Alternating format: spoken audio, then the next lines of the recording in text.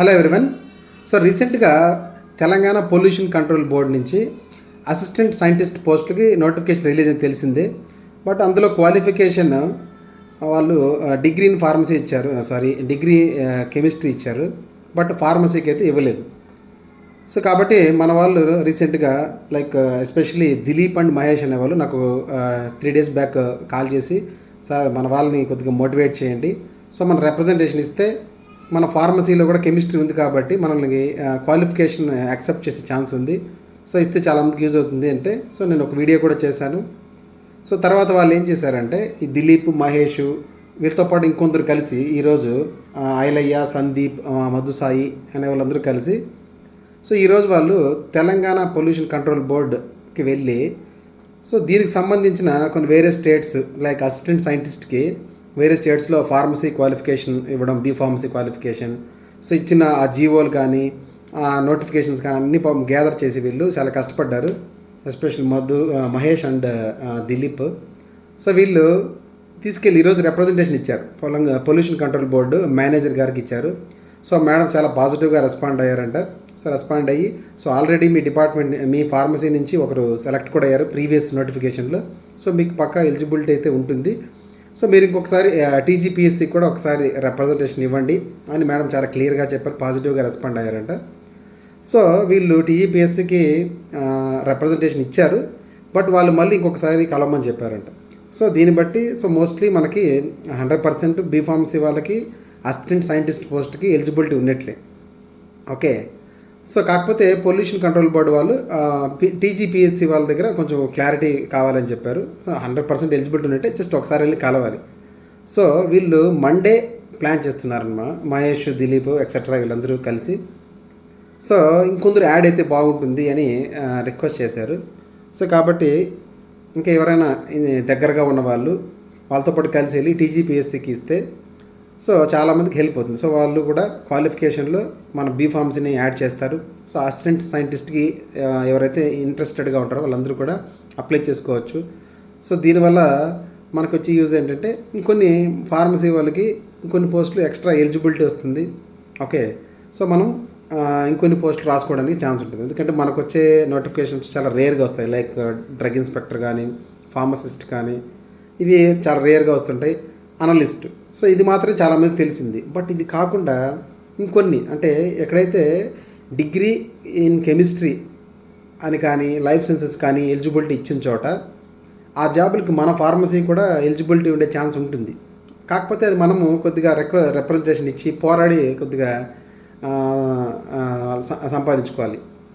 So మన వాళ్ళు చాలామంది ఏంటంటే కొందరు మనకు ఓన్లీ ఇవి మాత్రమే కదా, ఇవి లేవు అనుకునేసి అలా ఉండిపోతున్నారు. ఇలా కాదు. సో కొన్ని విషయాలు మనమే అడిగి సాధించుకోవాల్సిందే. లేదంటే ఫార్మసీ వాళ్ళు కొన్ని పోస్టులకి ఎలిజిబిలిటీని ఉన్నా కూడా మనం ఛాన్సెస్ కోల్పోయే ఛాన్స్ ఉంది. ఓకే. సో అదే ఒక సామెత ఉంది కదా తెలుగులో, మనం అడగంది అమ్మాయినా అన్నం పెట్టదని. అంటే మన సొంత అమ్మాయి అయినా సరే మనం అడిగితేనే అన్నం పెడుతుంది. అలాంటిది ఇలాంటి వాటికి మనమే రిక్వెస్ట్ చేసుకోవాలి. లైక్ మాకు ఫార్మసీలో కెమిస్ట్రీ ఉంది, ప్రతి సెమిస్టర్లోనే ఉంది, సో మేము కూడా ఇలాంటి వాటి పోస్టులకు ఎలిజిబుల్లే అని చెప్పి వీళ్ళు ఈరోజు అడిగారు కాబట్టి వీళ్ళు వెళ్ళి వాళ్ళు క్లియర్గా మీకు కూడా ఎలిజిబిలిటీ ఉంది అని చెప్పారు పొల్యూషన్ కంట్రోల్ బోర్డు వాళ్ళు. ఓకే. సో ఇలాగే ఇదే కాకుండా ఇంకేదైనా మనకు ఎలిజిబిలిటీ జెన్యూన్గా మనకి ఏదైతే ఎలిజిబిలిటీ ఉంటుందో ఫార్మసీ వాళ్ళకి, ఓకే, అలాంటి వాటికి ఇంకొందరు మీరు కలిసి దానికి సంబంధించిన ఇన్ఫర్మేషన్ కానీ, సర్క్యులర్స్ కానీ, జీవోలు కానీ, నోటిఫికేషన్స్ కానీ, ఎవిడెన్స్ అన్ని కలెక్ట్ చేసుకొని మనం సబ్మిట్ చేస్తే మనకు ఎలిజిబిలిటీ ఇస్తే చాలా మంచిది కదా. సో ఓకే, ఎందుకంటే వీళ్ళు గవర్నమెంట్ జాబ్ ప్రిపేర్ అయ్యే యాస్పిరెంట్స్. సో ఇలాంటి ఎలిజిబిలిటీ ఉన్న పోస్టులు ఏదో ఒక జాబ్ కొట్టారంటే మీకు కాన్ఫిడెన్స్ అనేది బిల్డ్ అవుతుంది. సో ఆపర్చునిటీస్ని మనం క్రియేట్ చేసుకుంటున్నాం, కొన్ని extra opportunities. Okay.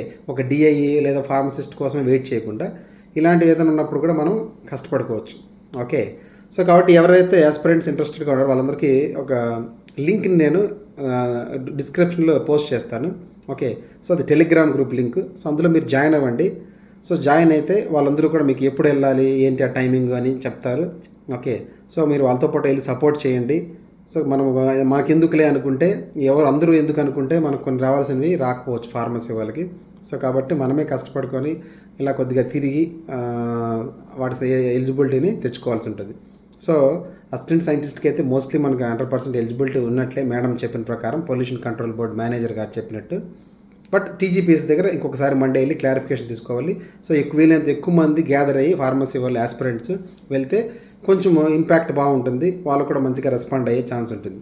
Okay, I hope చాలామంది అక్కడికి వెళ్ళి మిగతా దిలీప్, మహేష్, ఇలాంటి సందీప్, మధుశ్రీ ఇట్లాంటి వాళ్ళతో మీరు కలిసి కొంచెం సపోర్ట్ చేసి మన ఫార్మసీ వాళ్ళకి ఆ ఎలిజిబిలిటీని ఇంకొంచెం క్లారిటీగా తెచ్చుకోండి. సో వచ్చిన తర్వాత ఇమీడియట్గా అప్లై చేసుకోండి లాస్ట్ డేట్ లోపల. సో ప్రిపేర్ అయ్యారనుకోండి, ఆల్రెడీ మీరు ప్రిపేర్ అవుతుంటారు గ్రూప్స్ ఇలాంటి వాటికి.